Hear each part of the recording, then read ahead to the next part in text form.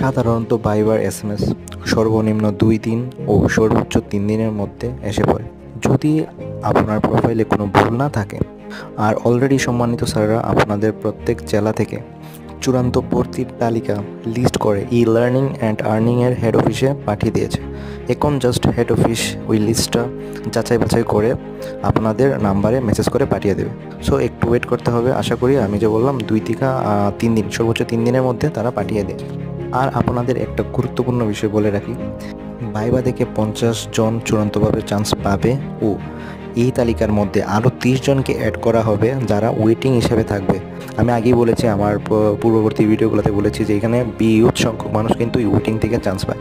So 30 জন থাকবে এরকম তালিকা যাদেরকে ওয়েটিং হিসেবে রাখা হবে।